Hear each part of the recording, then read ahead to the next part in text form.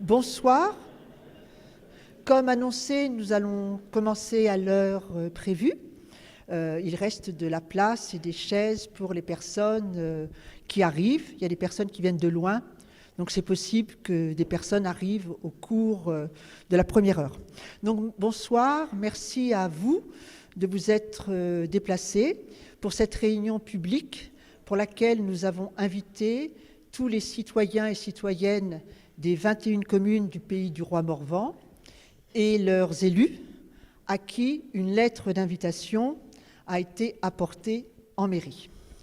Merci également aux citoyens et citoyennes qui sont venus des pays voisins du pays du Roi Morvan, puisque nous avons le collectif, merci de la part du collectif Interaction et de cyberacteurs ici présents. Nous avons des connexions avec des collectifs des pays voisins, pays de Concarneau, pays de Plouay, pays de Lorient, pays de Quimperlé, voire des personnes venues des Côtes d'Armor, des personnes également venues du pays de Pontivy. Donc merci à vous tous et à vous toutes. Pourquoi cette réunion ? Cette réunion pour vous informer sur le compteur Linky et par-delà sur les émissions électromagnétiques pulsées.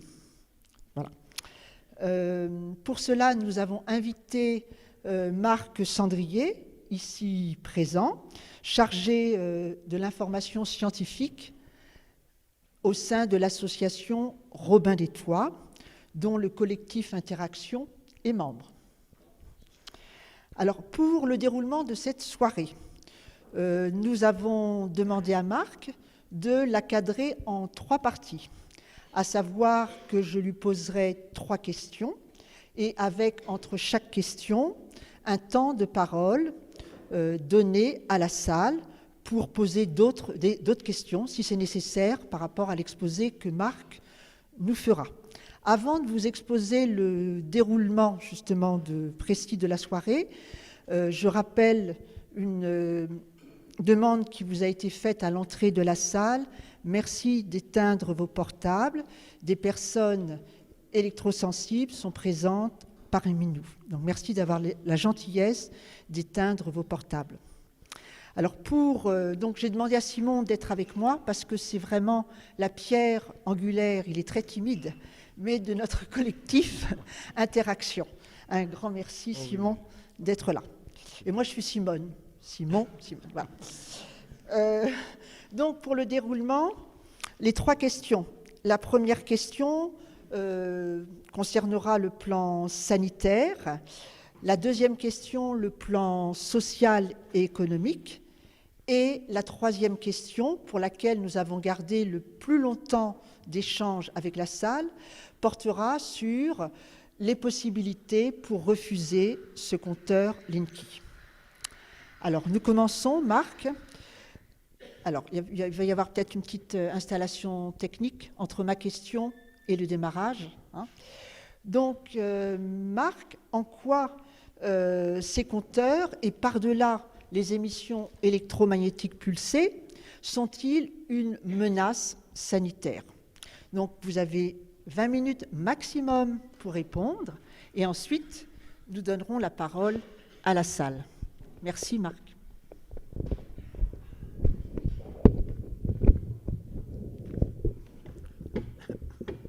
Je dois être prêt, je dois être à quelle distance ?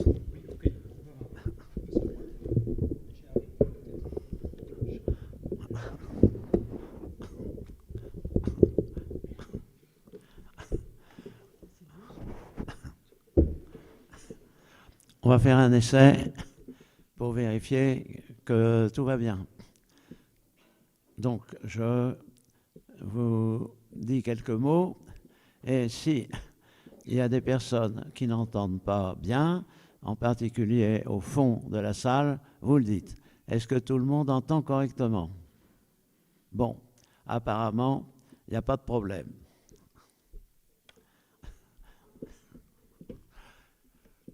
Comme il y a déjà eu une présentation, je ne vais pas entrer dans les détails là-dessus. Je précise simplement que, vous savez, je pense, Et si vous ne le savez pas, vous allez le savoir.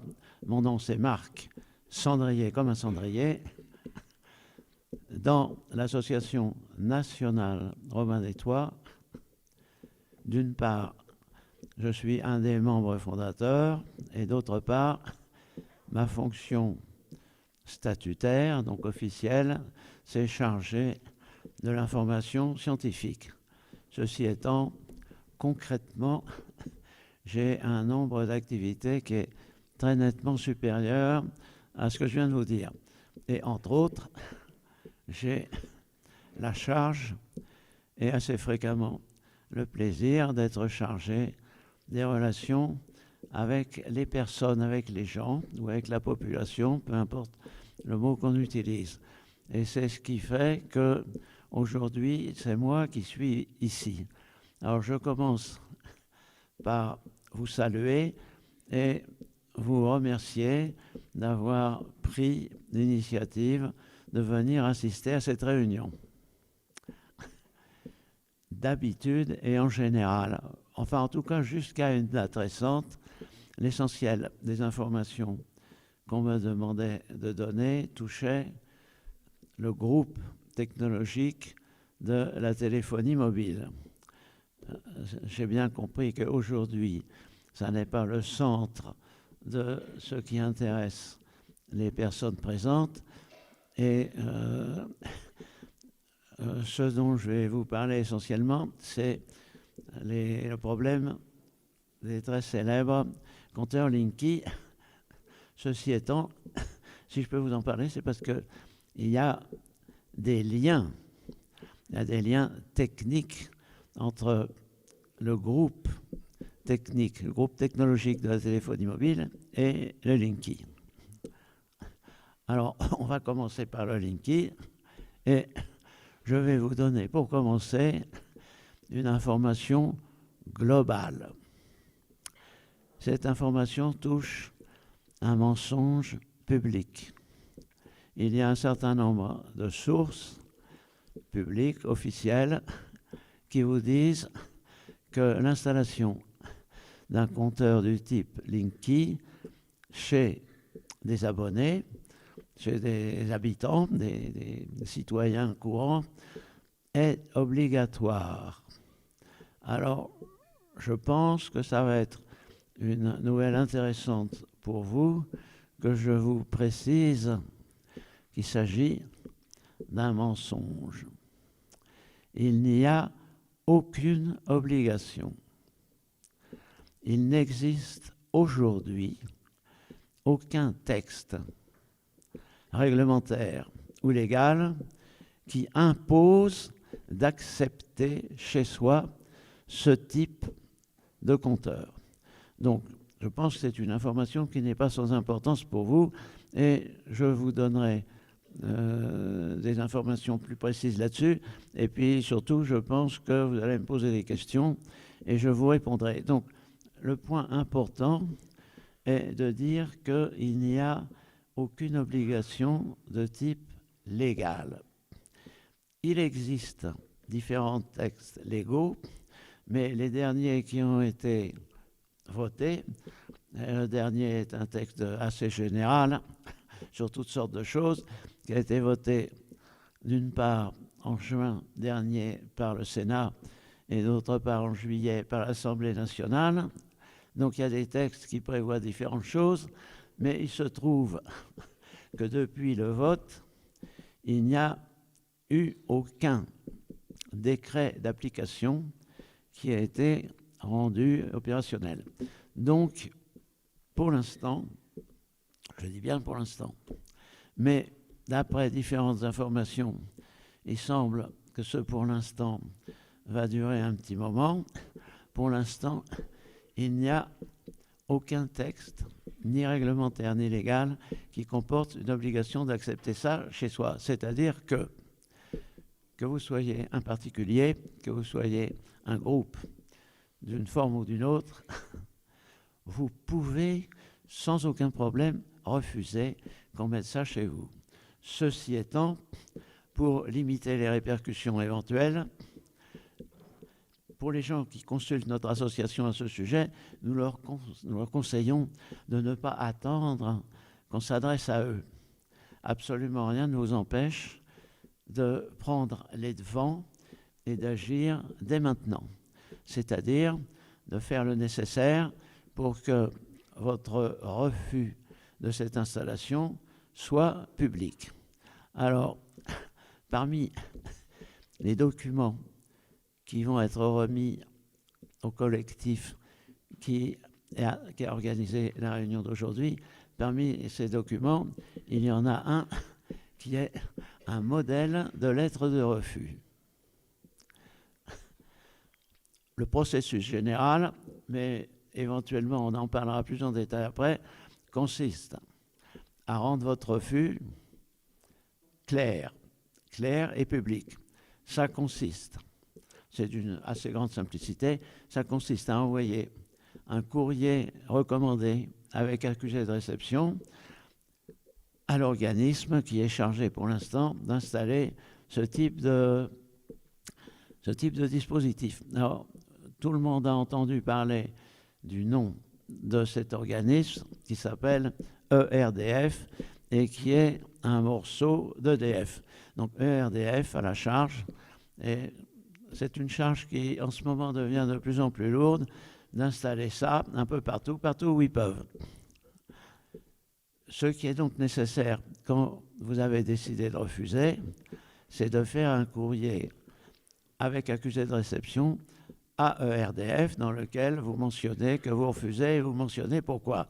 Donc je répète que pour les gens qui veulent avoir un modèle de lettre, il y en a un ici, et que le collectif qui a organisé cette réunion sera certainement en mesure de faire des photocopies pour les gens qui le désirent. Donc il y a une possibilité, et ce que nous conseillons aux gens, en plus de cette prise de position claire et publique, c'est de confirmer son caractère officiel en faisant une copie du document que vous adressez à votre autorité communale, que ce soit un maire, monsieur ou dame, ou que ce soit une communauté de communes. À partir du moment où vous avez refusé officiellement, vous pouvez le rendre encore plus officiel en adressant une copie à l'autorité communale ou intercommunale. Bon, donc sur ce sujet, je ne vous en dis pas plus pour l'instant.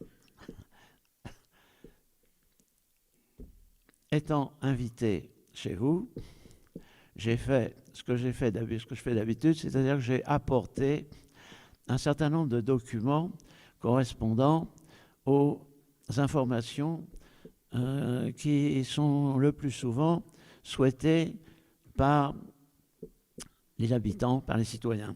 Alors je vous dis tout de suite quels sont les documents qui sont ici et dont il est possible éventuellement, pas forcément instantanément, mais rapidement, dont il est possible d'avoir des photocopies. Alors, le premier de ces documents est un document relativement important, puisqu'il fait une dizaine de pages.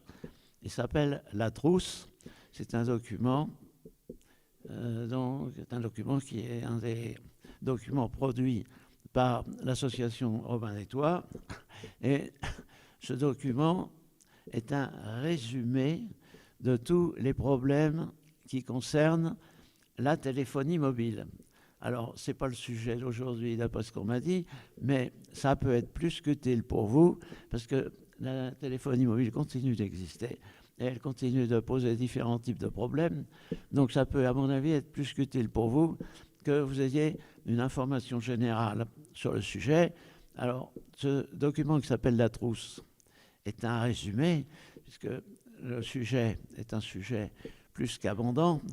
Donc c'est un résumé, puisque ça fait 10 pages, et bien qu'étant un résumé, c'est assez complet.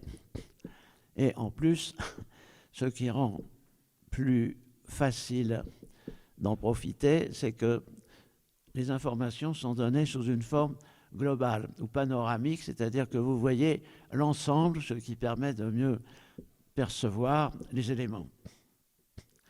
Le deuxième document qui est ici est un texte nettement plus court, il fait quand même 5 ou 6 pages, qui est un appel qui a été co-signé d'une part par l'association Robin des Toits et d'autre part par une personne qui s'appelle Annie Lobé. Et ce document, là, il concerne uniquement et exclusivement les compteurs Linky.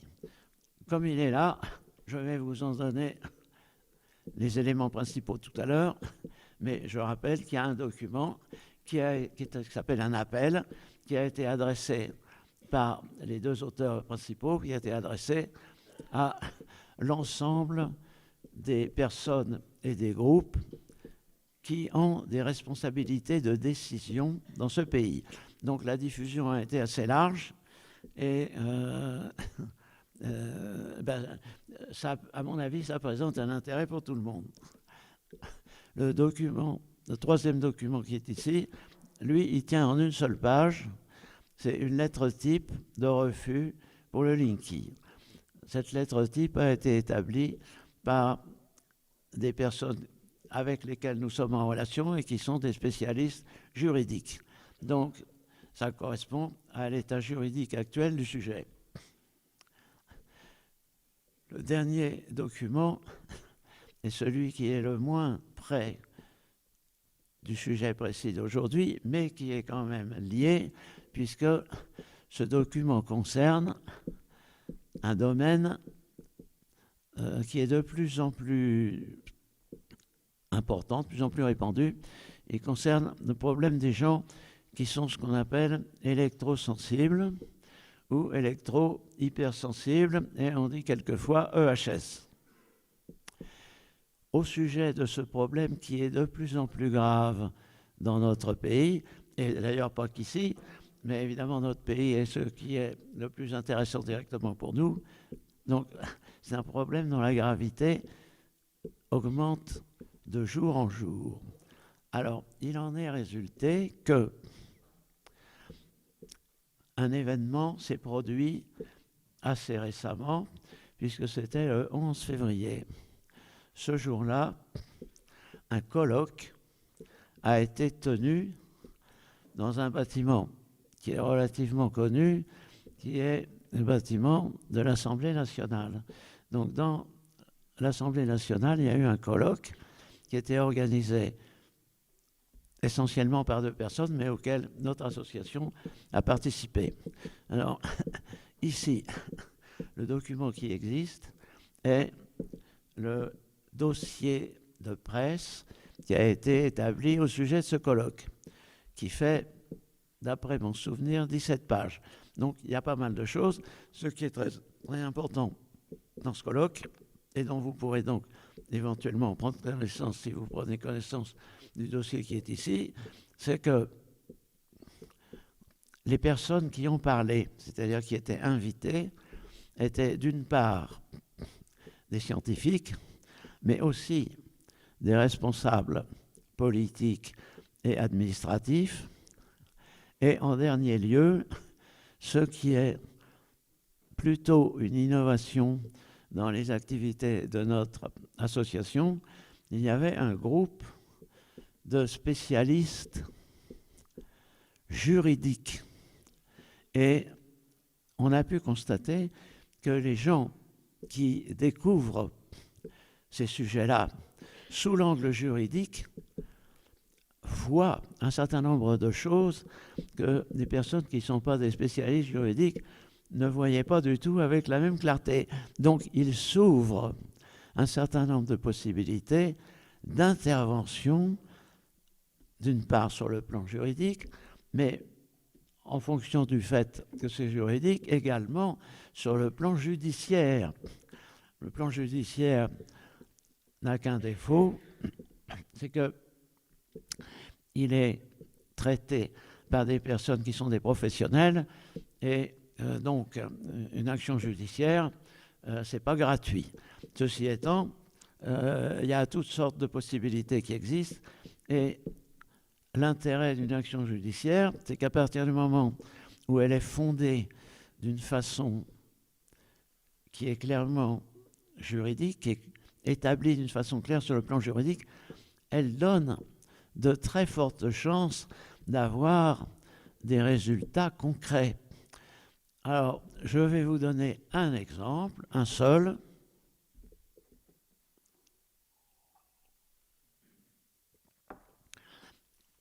Il précède le colloque, puisqu'il s'agit d'un jugement qui a été rendu l'année dernière, mais il a fait partie des événements qui ont été à l'origine de ce colloque. Cet événement est un jugement qui a été rendu dans la ville de Toulouse. Une personne électrosensible et dont l'électrosensibilité avait été reconnue médicalement, je dis bien médicalement, parce que pour l'instant, en France, il y a un secteur de la population qui manifeste ce qu'on pourrait appeler un certain niveau d'infirmité mentale, et ce sont les politiques. Les politiques, je parle des politiques de haut niveau, ils ont en main tous les documents scientifiques, tous les documents médicaux, mais leur façon de fonctionner pourrait donner à croire qu'ils sont frappés de cécité mentale sur certains sujets.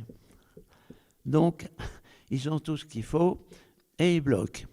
Et de cette façon, ils donnent prise à tous les gens qui déclarent qu'ils ne sont pas vraiment indépendants. C'est-à-dire qu'il y a un certain nombre de gens qui pensent que les politiques, et en particulier ceux de haut niveau, sont dans un certain niveau de dépendance par rapport aux puissances financières. Voilà, donc ils en donnent, la façon dont ils se comportent pour l'instant donne prise à ce type de supposition. Ceci étant, il y a donc eu une personne qui était électrosensible et qui l'est toujours, et qui est à un niveau grave. Alors, je ne vais pas vous parler tout de suite de l'électrosensibilité parce que ce n'est pas le sujet d'aujourd'hui, mais je pense que vous avez déjà tous plus ou moins entendu parler de ça. Donc, cette personne était atteinte d'une façon suffisante pour que ça l'empêche de poursuivre ses activités professionnelles et civiles.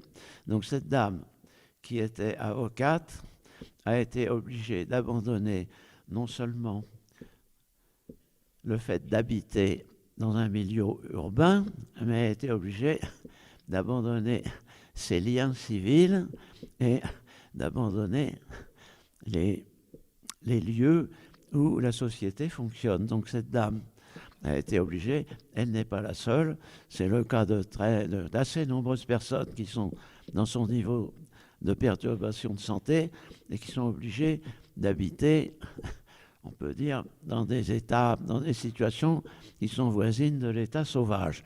Alors cette dame, elle est dans le sud, en Ariège, et donc elle est obligée d'habiter dans la montagne à une altitude qui est supérieure à 1500 mètres, et elle vit dans un endroit où elle est absolument seule. Et les points de contact les plus proches qu'elle a l'obligent à faire des parcours dans des circulations de haute montagne. Donc cette dame a eu des contacts avec nous et on lui a filé des coups de main. À la suite de ça, elle a rencontré d'une part un expert qui a accepté de s'occuper d'elle, et on peut tirer le chapeau à un expert qui fait ça. Et d'autre part, elle a rencontré une avocate qui a effectivement et aussi accepté de s'occuper d'elle. Alors le point crucial sur l'ensemble du parcours judiciaire est que l'expert a été convaincu non seulement d'examiner les dossiers existants, en particulier les dossiers médicaux, mais on l'a persuadé, et il s'est laissé faire, d'aller lui rendre visite lui-même dans son ermitage, et comme il lui arrive de rendre compte de ce qu'il a fait, dans ces projections, il y a quelques projections de photos de son parcours, parce qu'il a été surpris lui-même d'être obligé de faire du sport, c'est-à-dire, c'est un monsieur qui était proche de la retraite, il est d'ailleurs maintenant à la retraite, eh ben, il a grimpé dans un alpage et il a fait des photos qui lui permettent de se rendre compte, de se persuader lui-même qu'il a bien fait ça. Donc, il a été rencontrer cette dame sur place et alors il a eu, d'une part, tous les documents utiles, et puis d'autre part, il a parlé avec cette dame et il est fréquent que le contact avec une personne comporte des informations qui n'existent pas quand on est uniquement dans le domaine du papier ou du téléphone. Bon, en tout cas, bref, ce monsieur, après avoir réussi cet exploit, en a réussi un autre, c'est qu'il a mis sur pied un dossier d'expertise et que ce dossier d'expertise a été suffisamment clair, suffisamment convaincant pour convaincre un juge. Et je peux vous dire qu'il s'agit d'une première. Donc l'événement, c'est que dans un tribunal de Toulouse, il y a un peu plus de 6 mois, il y a un juge qui a rendu un jugement dans lequel des éléments étaient des premières en France. Et j'ignore si c'était des premières en Europe, mais il ne doit pas y en avoir beaucoup. Parce que dit ce jugement, qui est fondé donc sur un dossier d'expertise? Il dit premièrement que les émissions électromagnétiques de la téléphonie mobile sont toxiques. C'est-à-dire que pour les personnes fragiles, elles peuvent causer des perturbations de santé. Et dans certains cas, ces perturbations peuvent être très graves. Alors donc ça n'est plus seulement quelque chose que les personnes qui sont au courant de ces domaines connaissent, mais c'est quelque chose qui a une reconnaissance aussi officielle qu'un jugement. Donc, d'une part, ce jugement confirme ce que tout le monde sait, à part, bien entendu, les autorités politiques, ça confirme que les émissions de la téléphonie mobile comportent des attaques toxiques des êtres vivants. Le deuxième point du jugement est que la maladie, enfin les problèmes pathologiques de cette dame, qui sont donc une forme assez aiguë d'électrosensibilité, sont bien causés par ces émissions-là. Donc non seulement la téléphonie mobile est toxique, mais il y a un cas dans lequel on confirme que c'est bien ça qui est la cause de la maladie de cette dame. Alors, les deux derniers points du jugement sont des conséquences. Premièrement, on attribue un taux d'invalidité à cette dame, et il est assez fort. C'est rare qu'un taux d'invalidité soit de ce niveau, et surtout pour un sujet où officiellement sur le plan politique, il ne se passe rien, il n'y a rien. Vous rêvez, vous tous, là, les centaines de spécialistes scientifiques, des centaines de personnes spécialistes à différents niveaux qui nous disent qu'il peut y avoir des problèmes de santé avec la téléphonie mobile. Vous rêvez, c'est pas vrai. Il n'y a rien, personne n'a jamais rien vu. Alors personne, sauf environ légèrement plus de 3000 travaux scientifiques internationaux qui ont étudié d'une façon très précise et très scientifique les différentes formes de maladies que ces émissions peuvent causer.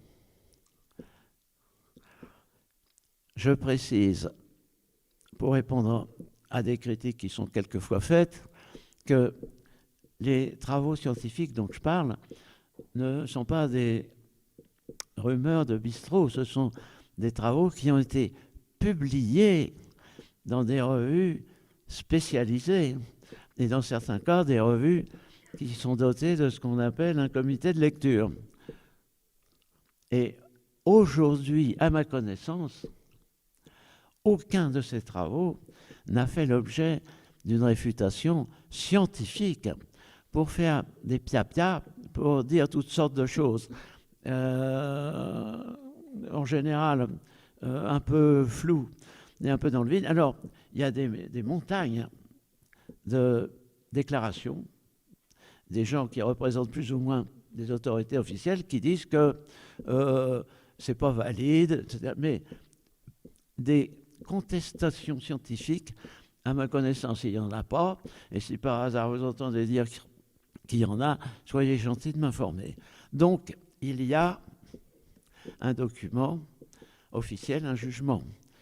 Tant qu'il n'est pas contredit en appel, c'est un document officiel. Donc, il y a un document officiel qui dit que ça existe. Voilà. Alors, je m'arrête là-dessus.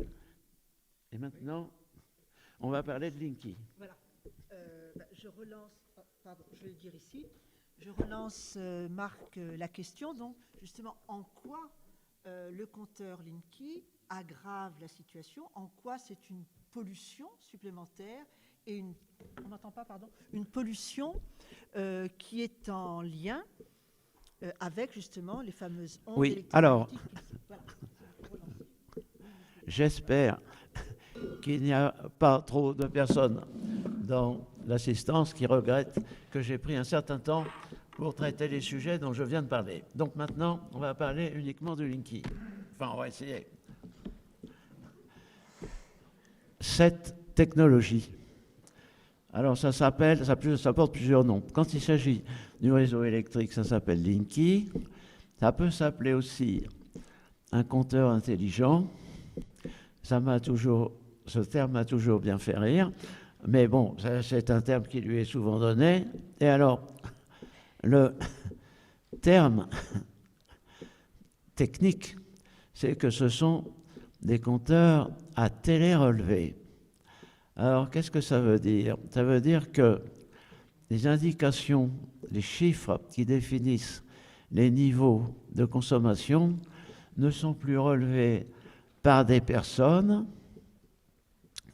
comme vous et moi, qui vont sur place et qui ont la capacité technique de lire les compteurs et de le transcrire sur des documents.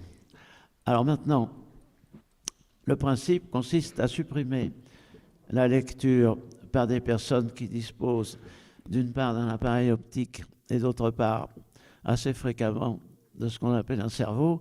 Alors on remplace ces façons de relever par des mesures électromagnétiques. Bon, je ne vous explique pas ce que c'est que l'électromagnétisme parce que vous êtes obligatoirement tous des gens qui ont été des bons élèves, donc vous savez ce que c'est dans les grandes lignes.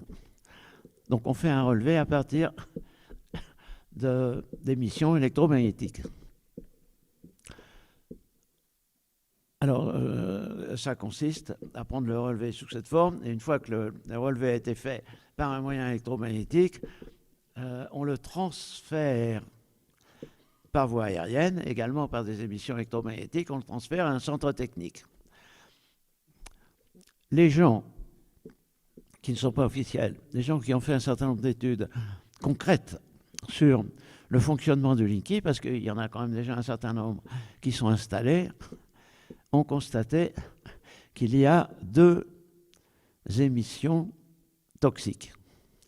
Il y en a une qui réside dans le fait que cette technologie comporte que les réseaux électriques dans lesquels c'est installé développent ce qu'on appelle des courants CPL. Alors ça veut dire des courants porteurs en ligne, c'est les initiales. Ça s'appelle comme ça. Il se trouve, bon alors ça, je signale, parce qu'il y a des gens, parmi les gens qui contestent tout, il y a des gens qui contestent que le Linky comporte des courants CPL. Alors là, je suis désolé, mais il suffit d'ouvrir n'importe quel document technique. Les courants CPL, ils sont intégrés dans la technologie Linky. Le problème, c'est qu'un courant CPL émet des émissions électromagnétiques. on nous dit que ce sont des émissions de faible intensité, et c'est tout à fait exact. Ce sont des émissions de faible intensité. Mais ce sont des émissions continues, puisque ça circule dans un réseau électrique, et qu'un réseau électrique, il est branché par définition, sauf exception, il est branché en permanence. Donc, il circule dans un réseau électrique, non seulement du local où il y a la Linky, mais dans tous les réseaux qui sont branchés dessus. Il circule des courants CPL. Or, ces courants sont toxiques. La réglementation stricte impose que quand on a prévu de mettre un CPL dans un réseau électrique, ce réseau doit être blindé. C'est-à-dire, il doit justement bloquer ses émissions.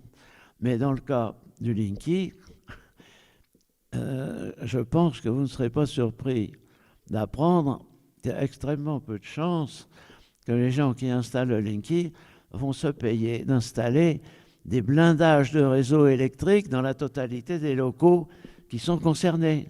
Donc, on envoie, en essayant de se rassurer, en se disant que c'est très faible, on envoie des courants qui produisent des émissions toxiques dans des réseaux qui ne sont pas blindés et que personne n'envisage de blinder. C'est une des sources. Alors, pour répondre à l'argument qui dit que c'est très faible, oui, c'est très faible. Mais c'est continu, c'est ce que je vous ai dit, et il y a un principe dans ce type de technologie, que ce soit la téléphonie mobile ou que ce soit la Linky ou que ce soit n'importe quoi, il y a un principe qui porte un nom scientifique, mais je ne vais pas vous infliger ça. Le principe dit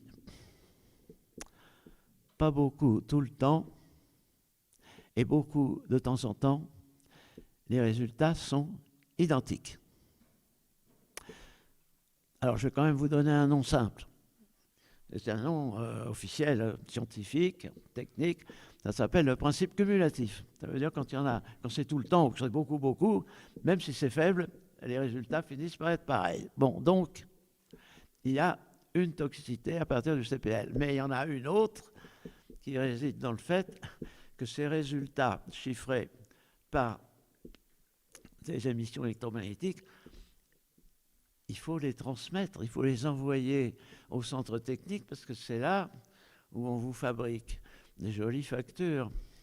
Et comment est-ce qu'on les envoie? Eh bien, on les envoie avec des émissions électromagnétiques qui sont exactement les mêmes que celles de la téléphonie mobile. Donc là, la toxicité, c'est celle des émissions de la téléphonie mobile. Alors on est dans une situation qui, sur le plan strictement sanitaire, comporte une toxicité double. Le problème des toxicités sanitaires se trouve en face d'une situation où il y a des personnes qui sont des entités biologiques, c'est-à-dire non seulement tous les êtres vivants, mais vous aussi, et ces entités biologiques, on redécouvre récemment qu'elles sont entièrement fondées sur l'électromagnétisme. Je vais faire encore un bref aparté par rapport au Linky.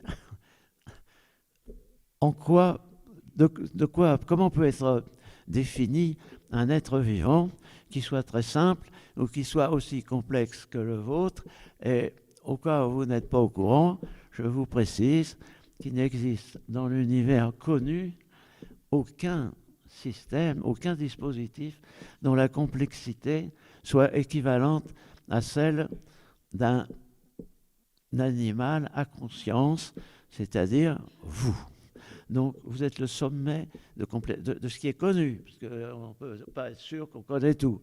On n'a pas énormément d'informations sur les galaxies lointaines. Mais surtout ce qu'on connaît, les êtres humains, les êtres à conscience, sont ce qui est le plus complexe de tout. Alors, il résulte de cette complexité qu'il n'y a pas non plus aucun autre être, vivant ou non, dont la variété biologique soit plus importante. Les êtres humains sont d'une variété biologique qui est absolument sans aucune comparaison où que ce soit. Alors qu'est-ce que ça veut dire? Ça veut dire que dans une personne, il y a des secteurs qui sont fragiles à telle chose et solides à telle autre. Et dans une personne complète par rapport à d'autres, il y a des personnes fragiles globalement et des personnes solides globalement. Donc par rapport à l'électromagnétisme, vous avez des gens qui sont fragiles globalement et vous avez des gens qui sont résistants globalement. Alors, qui sont les gens qu'on appelle des électrosensibles?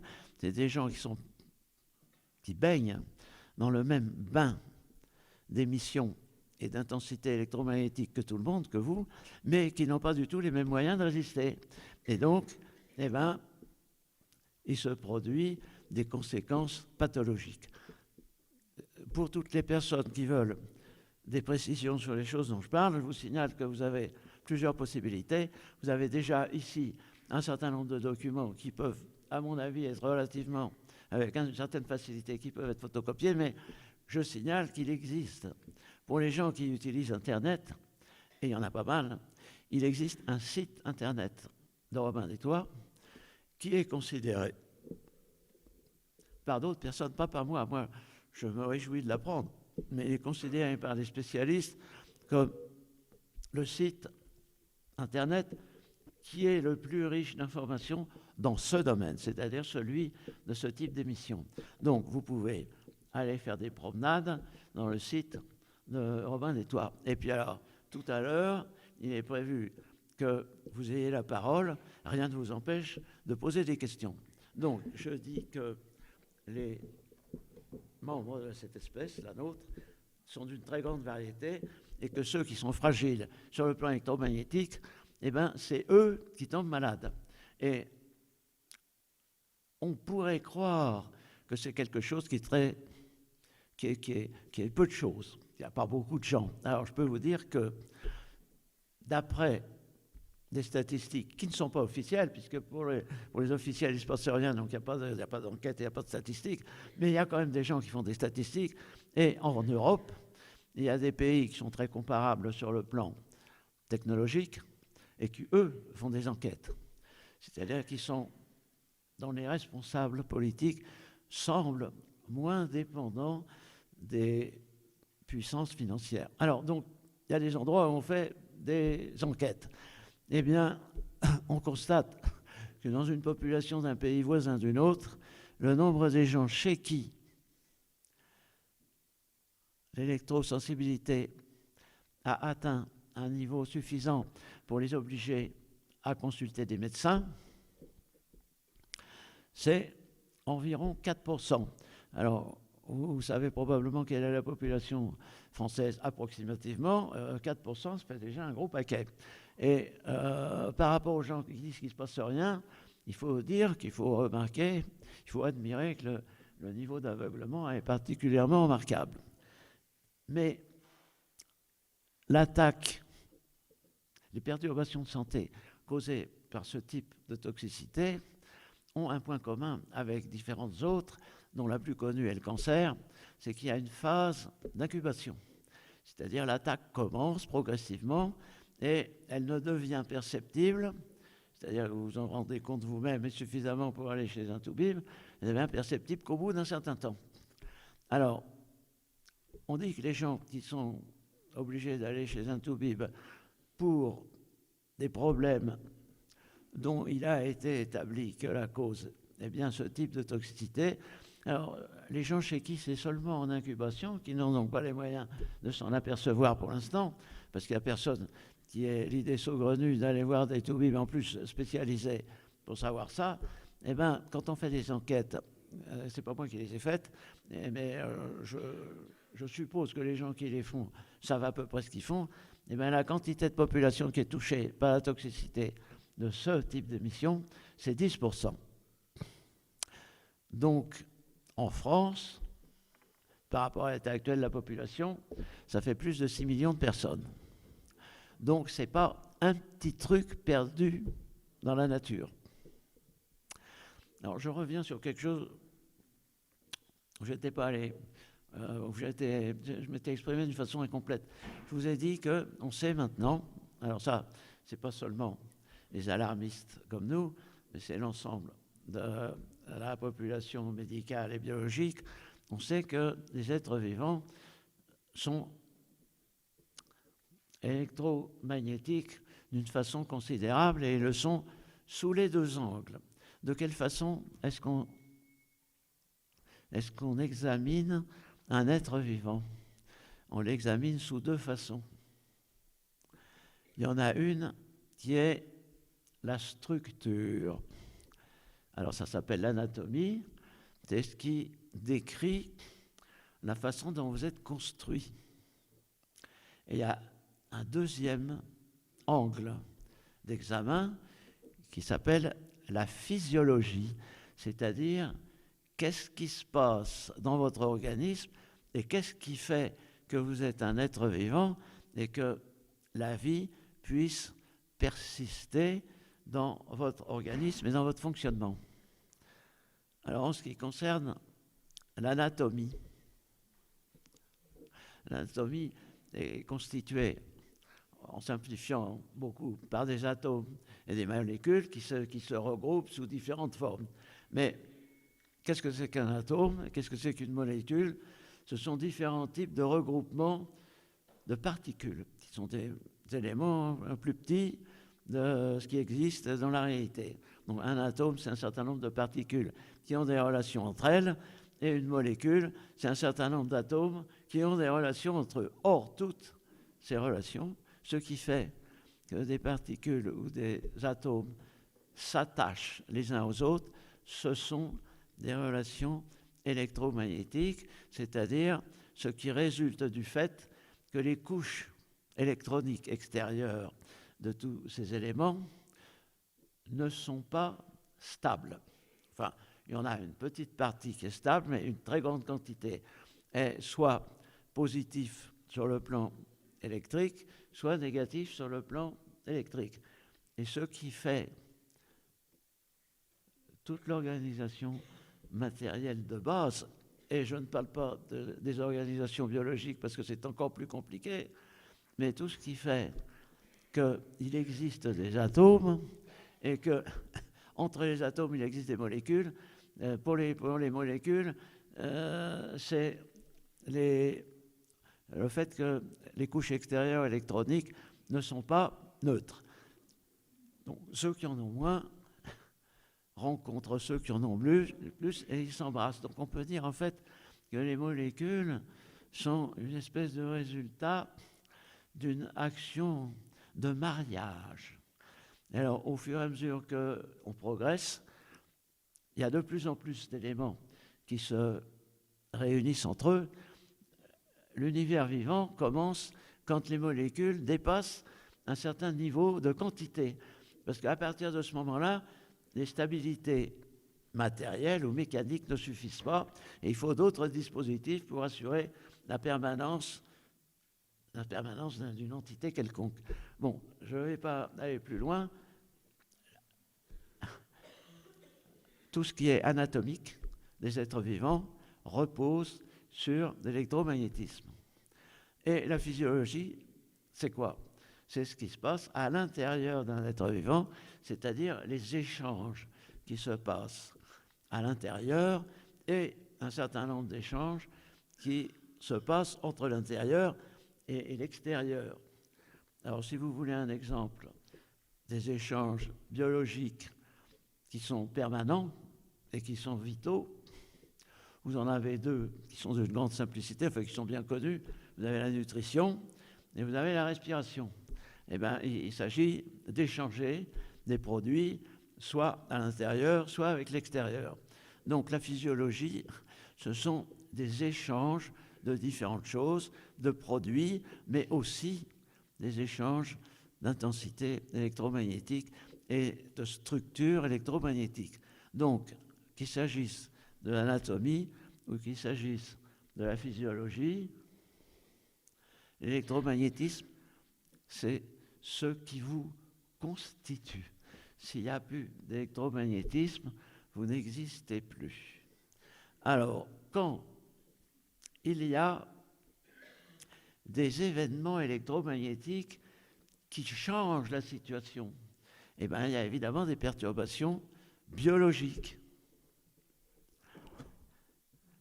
Et c'est ce qui se passe depuis que certains types d'émissions électromagnétiques ont été lancées et qu'en plus, elles se développent de plus en plus.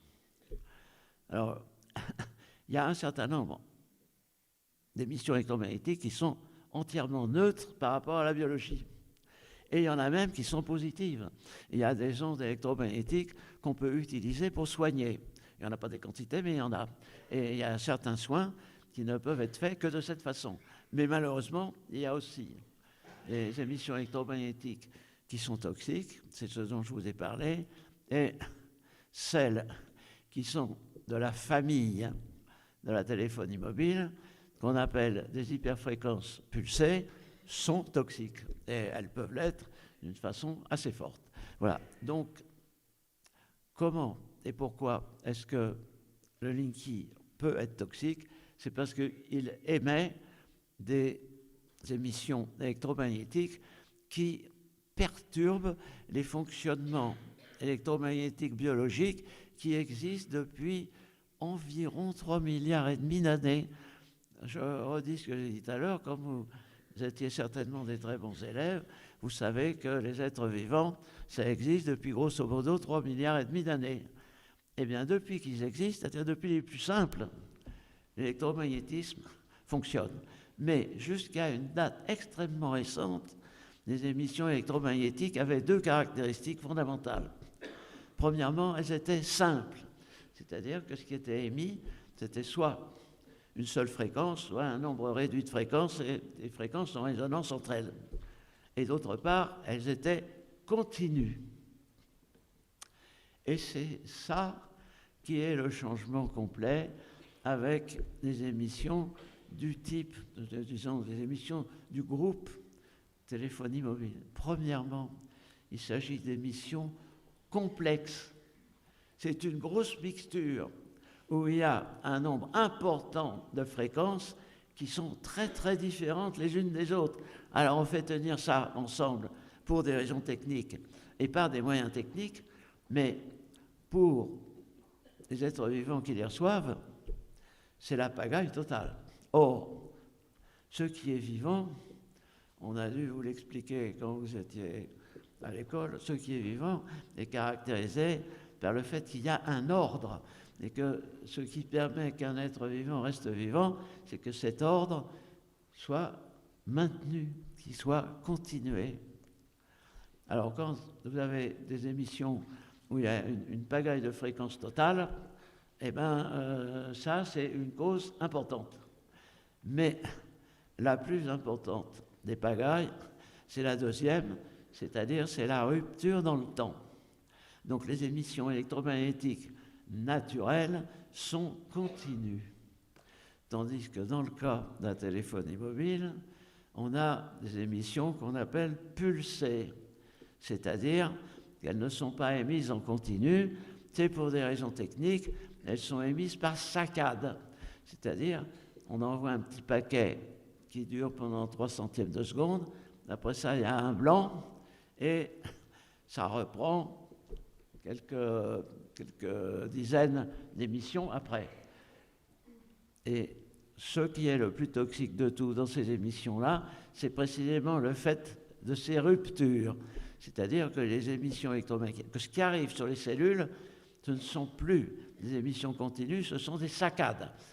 Quand je suis dans des réunions comme celle de ce soir, j'utilise un terme qui n'a aucune réalité technique, mais qui est un terme imagé pour faire comprendre la situation. Ce à quoi vos organismes sont soumis dans une ambiance qui comporte un certain nombre d'émissions de type téléphonie mobile, C'est l'équivalent La première question, de c'est micro-mitrailleuses électromagnétiques. À côté, il y a des compteurs Linky. Oui. Est-ce qu'il y a des risques? Est-ce que les rayonnements peuvent m'atteindre moi aussi dans ma maison? Alors la réponse est malheureusement oui. Ce qui ne vous atteindra pas, c'est la transmission au centre technique, puisqu'elle peut partir d'un point d'émission qui est à une certaine distance de chez vous. Mais ce qui court de nombreux risques d'avoir des répercussions chez vous, c'est la toxicité par les courants CPL, parce que eux, ils se répandent dans le réseau électrique qui est lié au vôtre, et que là, il n'y a pas de protection. Donc, c'est une des raisons pour lesquelles il y a des responsables communaux qui ont décidé de bloquer ça d'une façon globale au point de vue communal, parce que les répercussions, surtout au niveau des CPL, sont extrêmement difficiles à localiser et à contrôler. Donc on peut prendre des dispositions de protection dans certains cas, pas pour tout. Et en revanche, il n'est pas du tout impossible que des personnes qui sont victimes d'émissions qui proviennent de chez les voisins, c'est pas du tout impossible que ça donne lieu ultérieurement à des actions judiciaires. Tout dépend de ce qui va être établi et pris en compte sur le plan technique. Mais que pour l'instant, ce qu'on fait en installant autant qu'on peut des Linky est une manifestation publique d'un caractère double, qui est d'une part l'inconscience et d'autre part l'incompétence. Malheureusement, ce doublé prend des proportions de plus en plus importantes dans la société où vous êtes, où des gens qui prennent des décisions sont un beau mélange d'inconscience et d'incompétence. La deuxième question, pardon.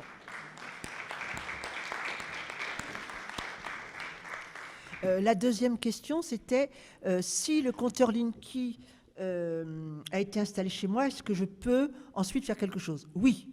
C'est pour ça que je me suis engagée dans cette bataille. C'est parce qu'une personne très proche de moi s'est vue imposer, comme ça, dans la ville de Caen, je vais nommer, juste après les fêtes. Elle rentre avec ses bagages. Le technicien était là. Il avait déjà démonté le compteur Linky. Bon, elle s'est trouvée devant le fait accompli, parce que le compteur était sur le palier de cette copropriété. Eh bien, oui, c'est très dur. Puis c'est vrai, la lettre était arrivée 3 semaines avant, mais c'était les fêtes, elle n'avait pas, etc., etc. Bon, eh bien, je suis allée, c'est comme ça que j'ai rencontré Marc, parce que j'ai décidé de me battre pour elle, et j'ai demandé à Marc, est-ce qu'il était possible de faire quelque chose? Il m'a dit oui. Donc il m'a dicté la lettre, alors il a bien dit, et c'est le cas actuellement.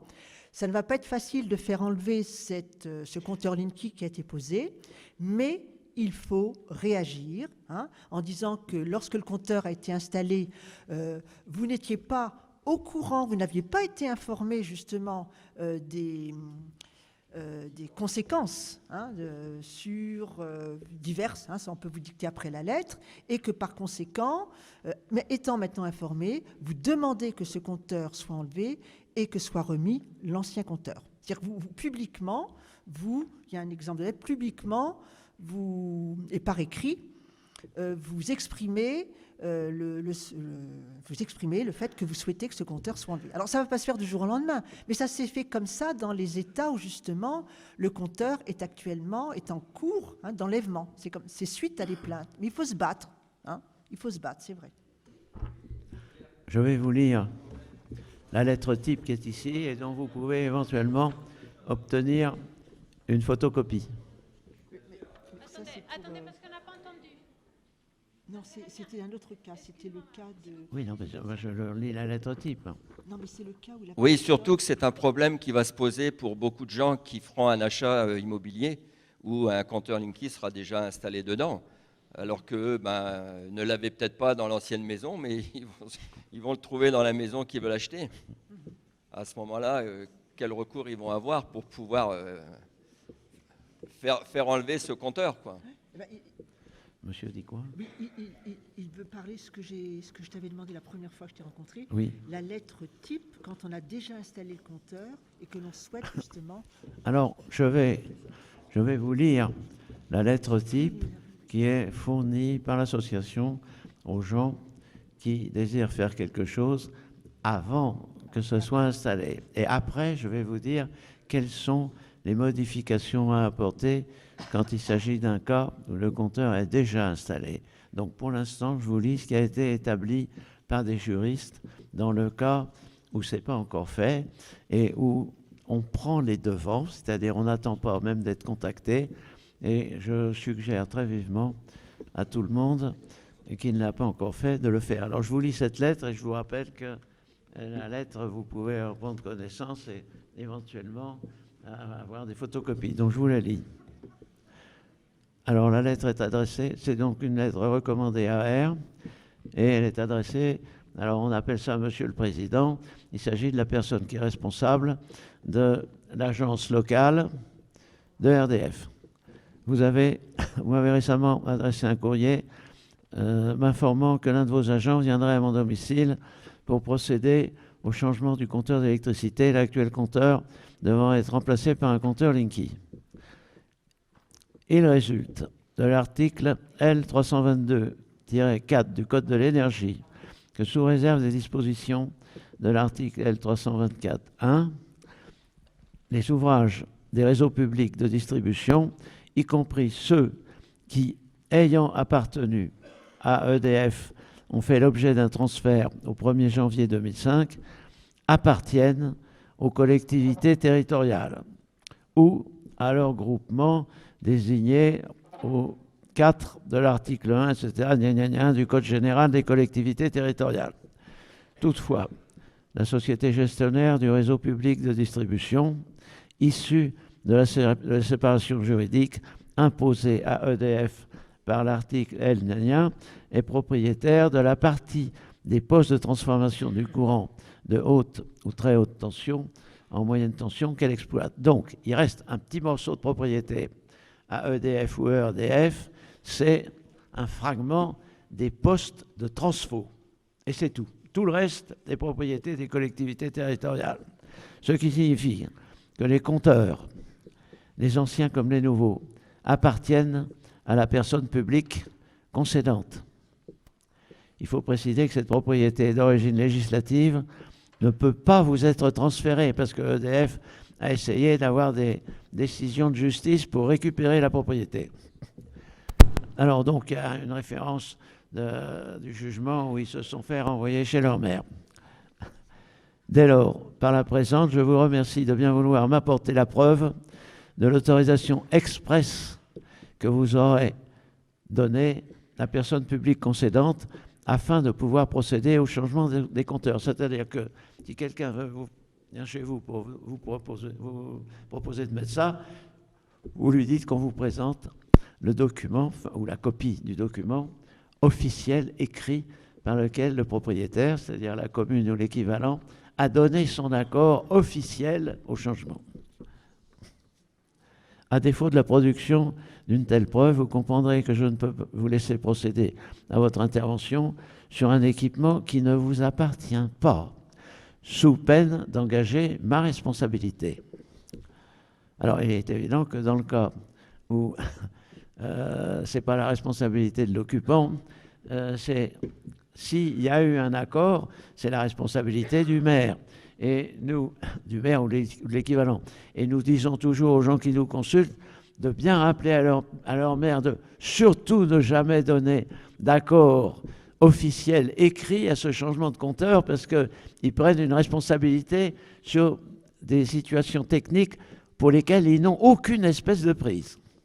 Par ailleurs, je vous remercie également de me communiquer par écrit la preuve que la domotique présente à mon domicile pourra continuer de fonctionner sans aucune difficulté en présence du CPL, dont les radiofréquences de 63,3 kHz et 74 kHz sont prévues en superposition aux 50 Hz et que toutes les mesures nécessaires ont été prises pour que ce dernier n'occasionne aucun dommage en matière de santé et ne porte pas atteinte à la protection de mes données personnelles. Et ça, je vous signale que cette phrase est consécutive aux désastres qui s'étendent partout sur la domotique.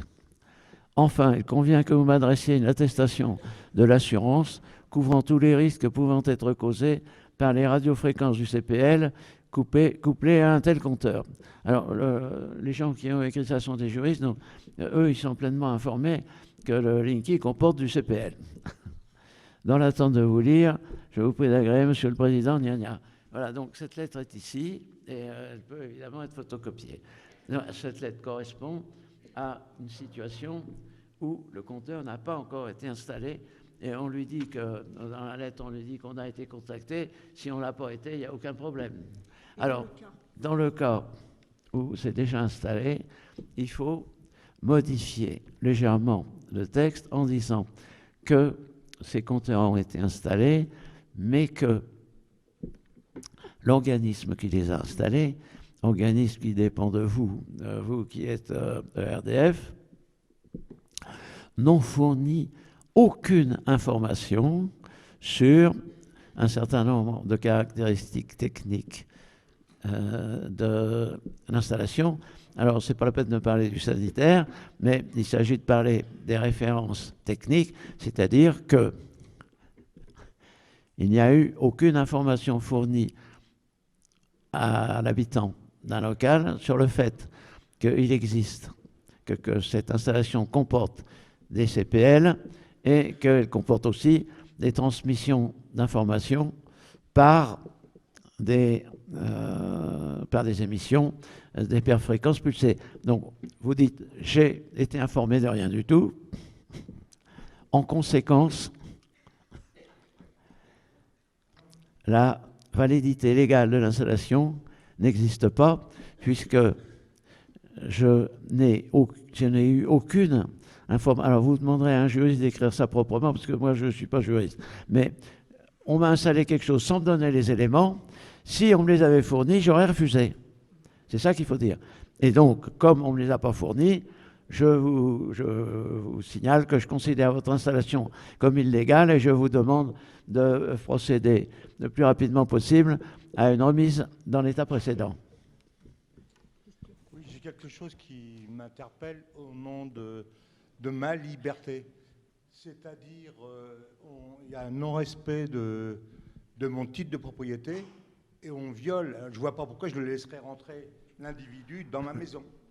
Alors je signale, à ce moment-là, je suis plus mal chez moi. Ou plutôt, je rappelle qu'en matière commerciale, le fait que dans un contrat, une des parties ait dissimulé de façon délibérée une information qui touche à la nature du contrat, ça porte un nom en justice, ça s'appelle dol.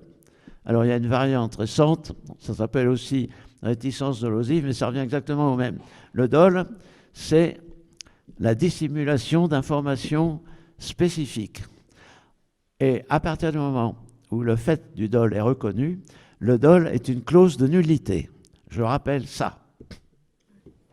C'est peut-être pour ça qu'il est important que nous, en tant que citoyens, nous nous adressons aux maires, à nos maires, pour qu'eux, ils puissent aussi faire des délibérations et comme ça, l'ensemble de la population serait protégée.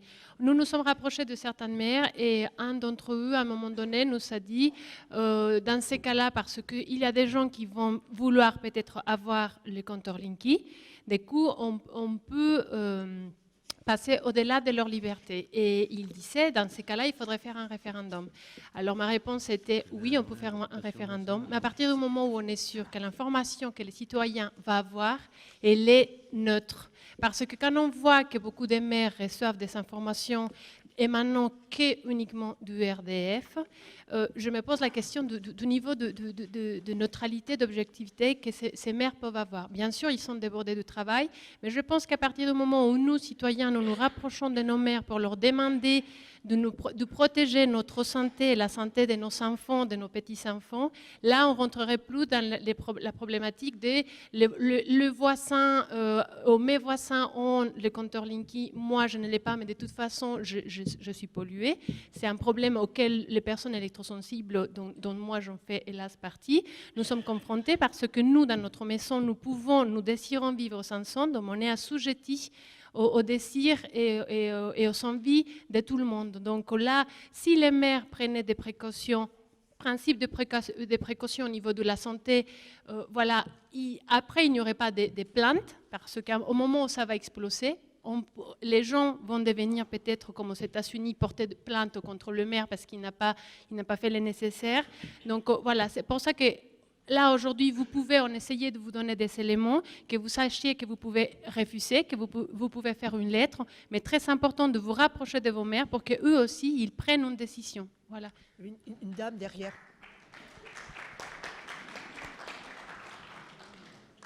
Juste une question. Dans le cadre d'une construction neuve, donc il n'y avait pas de compteur avant, comment cela peut se passer?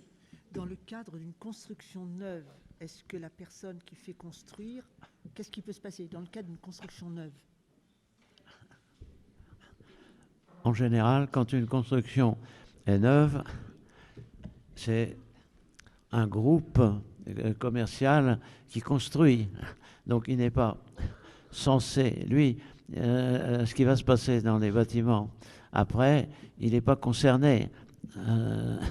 Dans le cas où il y a un bâtiment en construction et où vous envisagez d'en profiter, il faut prendre contact avec le constructeur et attirer son attention là-dessus. C'est-à-dire qu'il doit intervenir auprès de RDF et d'EDF pour que les compteurs qu'on va installer ne soient pas Linky. Mais il ne faut pas, c'est comme partout, il ne faut pas attendre, il faut bouger. Alors s'il s'agit d'un bâtiment neuf qui est terminé quand vous arrivez, eh bien si les compteurs qui sont dedans sont des Linky, il ne faut tout simplement pas entrer dans ce bâtiment. J'ai une question ici. Une question devant depuis un moment. Et pour les personnes qui auraient besoin de copies de courrier, tu rappelleras l'adresse? D'accord, oui. Il y a une question il y a Thierry et Annie, qui depuis un moment demandent la parole. Moi, je voudrais juste revenir sur ce qu'on a dit tout à l'heure concernant le domicile actuel et futur. Est-ce qu'on ne peut pas rajouter ça dans les lettres, dans mon domicile actuel et les domiciles futurs où j'irai? Parce qu'on ne sait pas où la vie va nous mener et on peut très bien quitter un endroit où on n'aura pas Linky et on en trouver, c'est ce qu'on disait tout à l'heure, dans une autre adresse, mais que ça soit marqué dans la lettre au départ. La lettre qui a été lue est une lettre type, c'est-à-dire que les éléments essentiels y sont.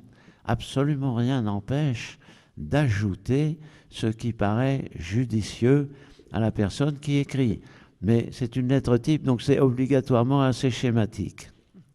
Est-ce que je parle maintenant des problèmes différents? Oui, il y a une autre question ici. Oui, bonsoir. C'est juste pour savoir, pour la fameuse lettre, pour les personnes qui veulent se débarrasser d'un compteur qui est déjà en place, est-ce que cette lettre est disponible sur le site Robin des Toits ou le sera prochainement? La façon juridique, en fait, est-ce que vous l'aurez, elle sera disponible sur le site ou est-ce qu'elle l'est déjà ou est-ce qu'elle le sera La lettre, pour les personnes qui ont déjà... Voilà.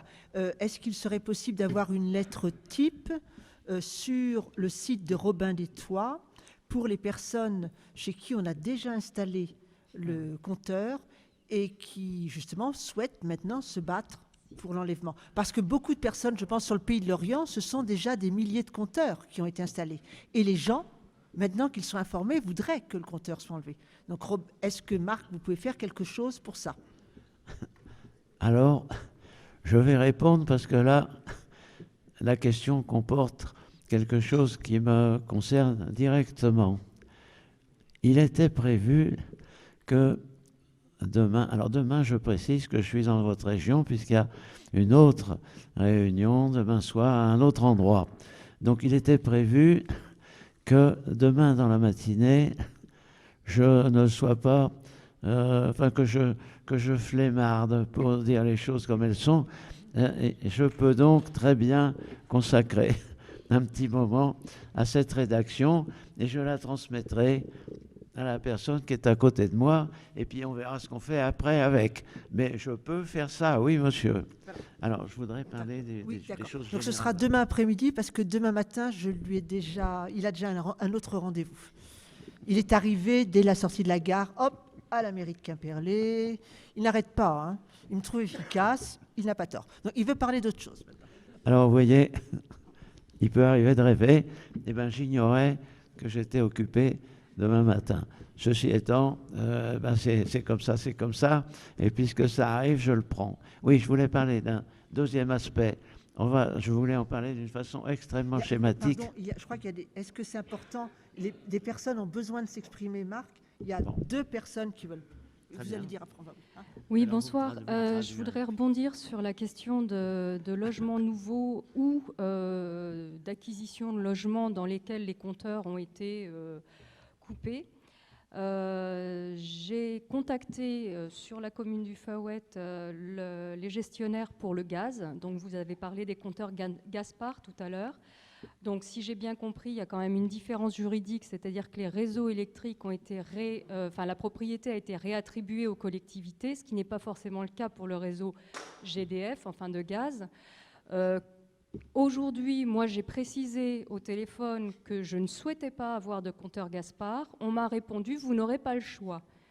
C'est pas nous qui décidons, vous n'aurez pas le choix. Donc qu'en est-il? Est-ce que la lettre type que vous avez émise pour le compteur Linky, est-ce qu'on peut l'utiliser pour tout ce qui est concessionnaire, le réseau, pour l'eau, pour le gaz, pour le téléphone, etc. Merci. Alors, je vous prie de m'excuser, je répète, la question concerne le compteur Gaspard. Oui. Est-ce que la lettre type peut être également utilisée pour le compteur Gaspard? Alors, en sachant que nous avons découvert aujourd'hui, en discutant avec une élue avec le élu et le technicien des travaux de Quimperlé, que les choses sont différentes pour les réseaux. Pour l'électricité, ce sont les communes et collectivités de communes qui sont bien propriétaires. Dans le cadre de Gaspard, ça dépend.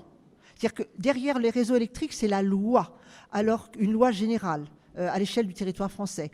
Derrière Gaspard, dans certains cas, ce que ne savait pas d'ailleurs M. Sandrier, il a pris les choses en Bretagne, que parfois les communes, par exemple à Quimperlé, la commune est propriétaire du réseau. Dans d'autres cas, ce n'est pas partout le cas. Donc pour Gaspard, que dire?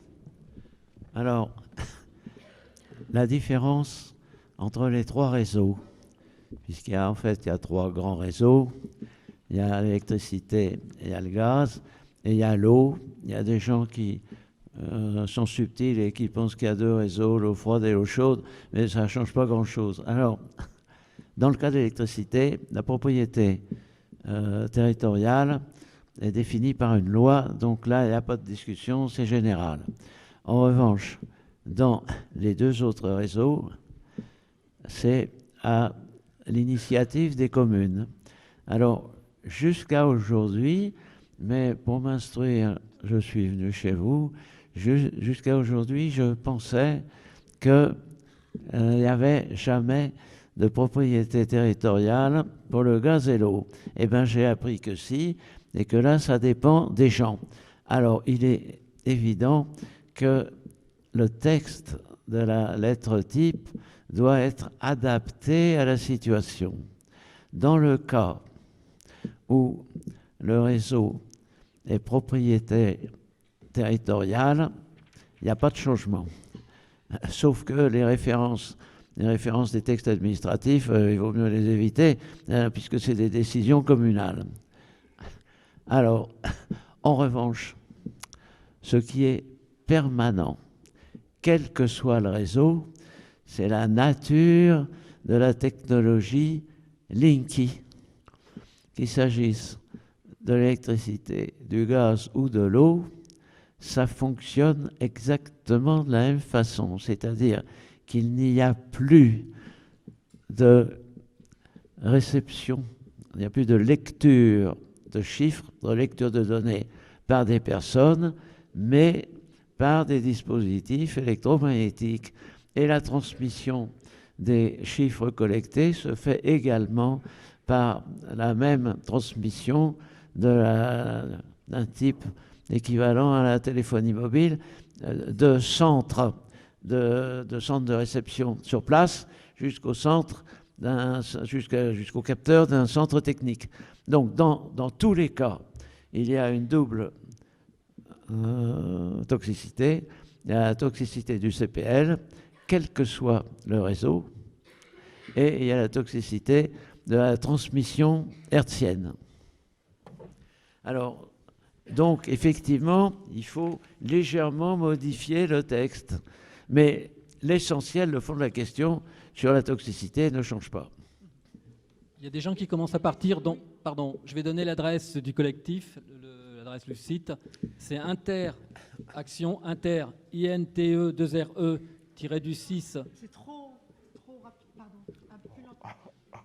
Inter, INTE 2RE du 6.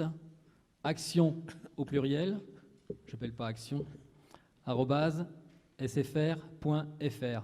Je répète, interaction@sfr.fr. Et là, vous aurez tous les courriers, les doubles. Voilà. Il y avait une question. Allez-y. Allez-y. Oui, bonjour, j'ai deux questions. Enfin, premièrement, est-ce que vous pouvez redonner les fréquences du CPL là, que vous avez évoquées tout à l'heure? Je n'ai pas eu le temps de noter, c'était 60 ou 73, je ne sais plus trop. Le chiffre, le monsieur voudrait les fréquences. Oui, ben attends. Alors, les fréquences CPL actuellement en France sont d'une part 63,3 kHz et 74 kHz. Merci. Mais vous aviez parlé auparavant d'une fréquence de 28, une limite, j'avais cru entendre ça. Qu'est-ce qu'il parle là? Compris une fréquence de, pardon,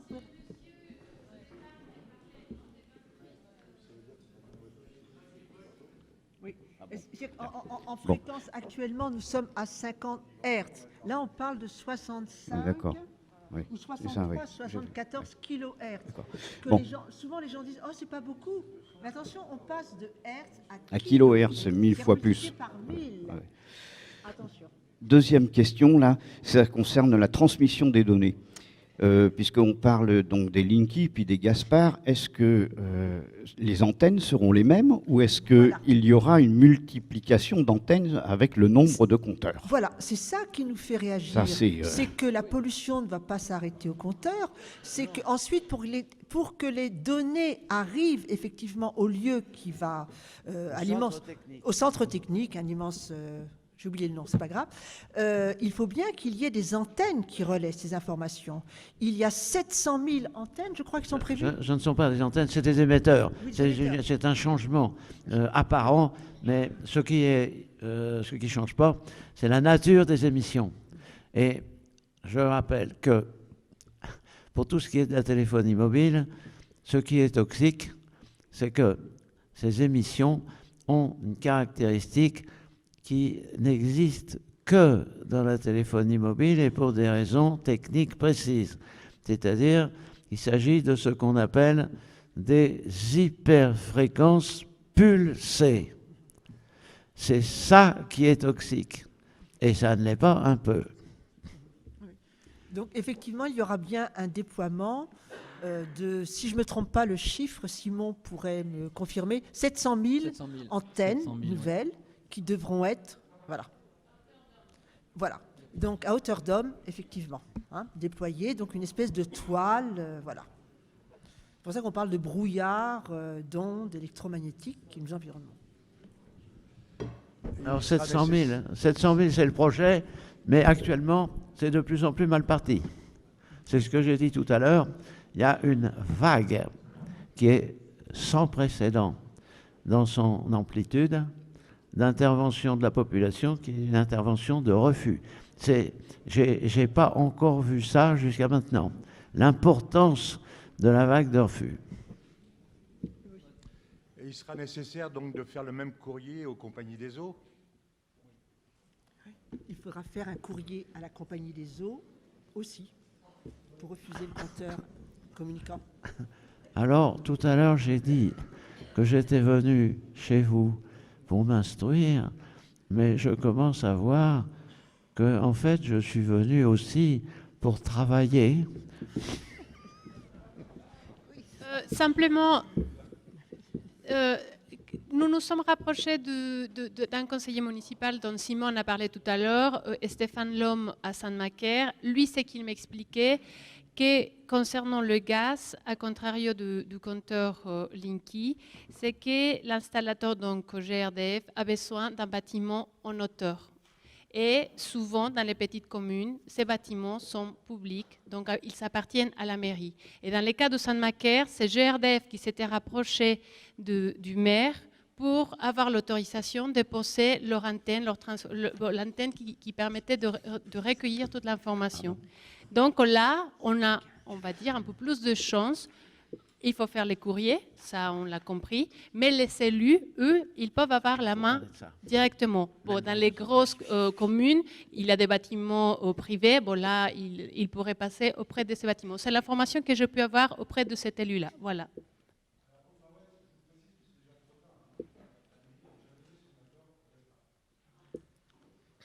C'est possible de répéter, nous n'avons pas entendu. La mairie a donné son accord pour Gaspard.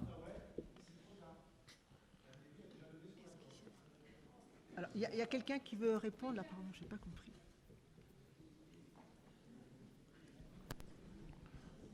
Oui, bonsoir. Je voudrais signaler quand même, il y a une quinzaine d'années, j'ai fait une étude, donc j'habite un village au Fawet. Il y a une quinzaine d'années, j'ai fait une étude, parce que voilà, à côté de chez moi, il y avait une antenne qui était France Télécom à l'époque. Une deuxième sur le château d'eau a été installée qui est Bouygues. Et la troisième a été installée sans l'avis de aucun citoyen fawetais, qui a été posée sur un site classé, le site de Sainte-Barbe, sans l'avis de personne. Donc Bouygues a pu mettre son antenne. Donc moi j'ai fait faire une étude dans mon terrain et j'en ai rendu copie au maire de l'époque. Donc j'ai un fascicule de je ne sais plus combien de pages et qui m'ont même dit sur le rayonnement de la première antenne France Télécom, que tous les terrains sur la parabole sont interdits de construction, oui. Hein, suite au rayonnement de ces antennes. De là, on nous parle des compteurs Linky. OK, on va peut-être nous les poser. Moi, j'ai un compteur qui est extérieur de ma maison, donc ERDF peut intervenir comme il veut. Non, mais je le signale.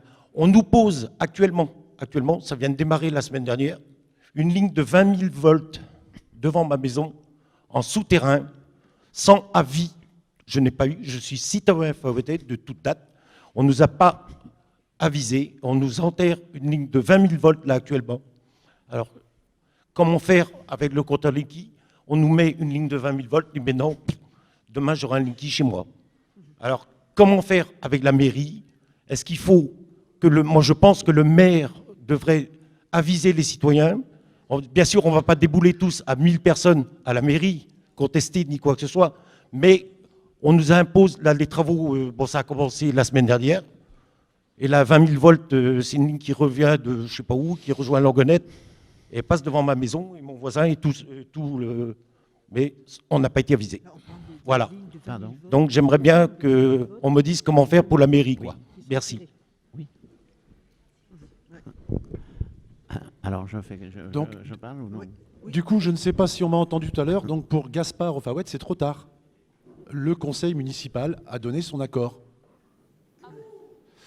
Par contre, je voudrais rajouter une petite chose encore qui n'a pas été dite sur l'ensemble des griefs qu'on peut faire à Linky. Il faut savoir que l'armée française refuse toute installation de Linky dans ses bâtiments. Donc ça laisse songeur, tout simplement. Si, ça je l'ai aussi. Pour rassurer, si votre compteur est à l'extérieur, affichez sur votre compteur la copie de votre lettre de refus dans une pochette plastifiée, vous la scotchez, hein, et si vous avez un compteur qui est installé malgré votre lettre de refus, c'est ce qu'on appelle violation de domicile, ça peut aller très grave. Vous pouvez d'ailleurs l'écrire, hein, alors il y a aussi des... je sais que Marc l'a déjà proposé ailleurs, il dit bricoler, mettez une boîte en bois, un cadenas autour de votre compteur, pourquoi pas, moi je ne suis pas contre. Hein. Donc il y a une question qui est posée là. Oh, ça ne va pas être une question, les Bretonnants vont comprendre tout de suite. Linkifal, Metz. Alors, avant de... je crois que parce qu'il y a des personnes qui, je comprends tout à fait, vont devoir partir, avant de se séparer, merci Marc. Donc, se dire que vous pouvez nous contacter, n'hésitez pas à en parler entre vous, ne vous laissez pas impressionner par des langages dits scientifiques. Moi, j'ai toujours en tête un pays voisin qui avance comme nous, hein, qui a refusé. Tout de suite, je me suis dit, mais bon, voilà, j'ai décidé d'agir, etc. Hein, donc, tout le monde peut agir. Marc veut simplement vous informer de quelque chose, donc je lui redonne la parole, hein, si les personnes peuvent encore écouter.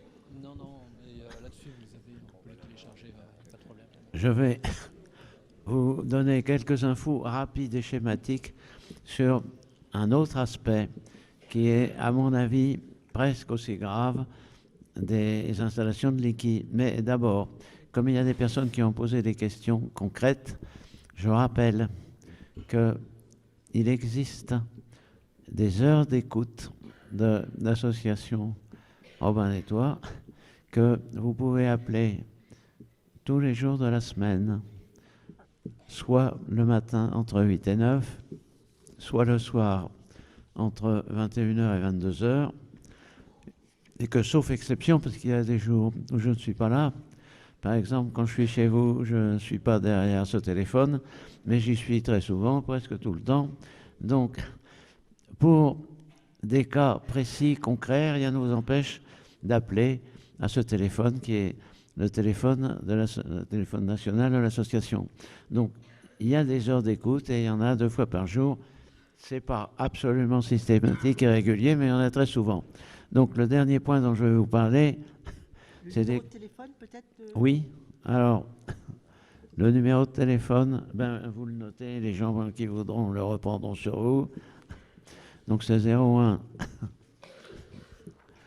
47 00.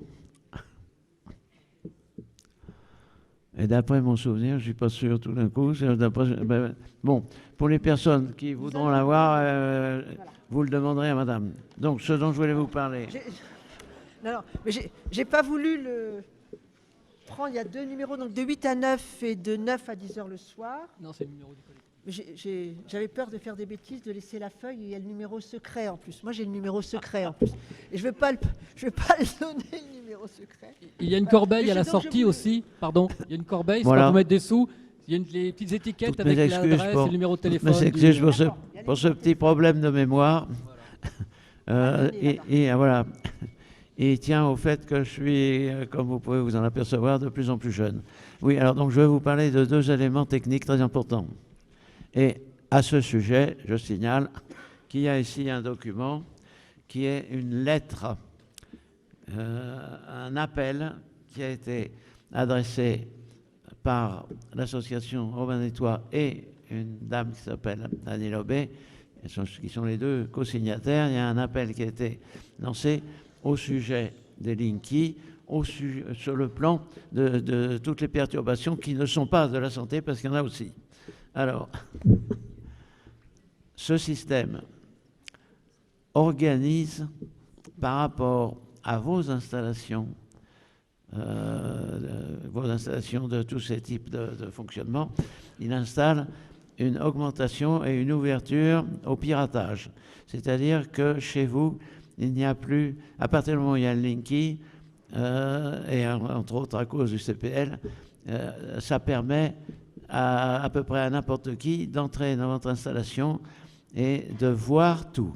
Ça permet de pirater Ça vous permet de relever depuis l'extérieur vos relevés de consommation et toutes ces violations de domicile informatique sont confirmées par une association nationale, c'est une association publique, une association officielle qui s'appelle ANSSI, ce qui veut dire Agence nationale de la sécurité et des systèmes informatiques. Le système Linky permet des géolocalisations à distance. D'ailleurs, ce n'est pas le système lui-même qui le comporte, mais la façon dont il fonctionne et sa technologie permettent que les gens qui font ce genre d'intervention, en général des interventions de brigandage, ça leur est rendu possible par le réseau. Alors, dernier point, on en a parlé, je vous le redis une fois de plus, les émissions du système Linky provoquent des perturbations des réseaux électriques et électroniques voisins, des pannes diverses et même des incendies, puisque actuellement, on en a repéré, d'après mes souvenirs, c'est-à-dire on a localisé que c'est bien le Linky qui est la cause, on en a localisé environ 25 en France. Alors, les perturbations sanitaires, on en a parlé, c'est pas la peine d'y revenir, mais ce que je veux dire, c'est que s'il y a le Linky chez vous, il n'y a plus aucune confidentialité de tout ce qui est informatique chez vous. Voilà, c'est ça, on peut résumer la question sous cette forme. Il n'y a plus aucune confidentialité. Donc, tout ce qui est informatique chez vous est dans le domaine public. Voilà. Bon, eh bien, alors, vous en avez appris quand même un certain nombre de choses ce soir. Alors, je rappelle que l'organisme, le collectif qui a organisé cette réunion, dispose de plusieurs documents qui vont rester ici et que les personnes qui veulent avoir un certain nombre de précisions peuvent les obtenir en prenant contact avec elles.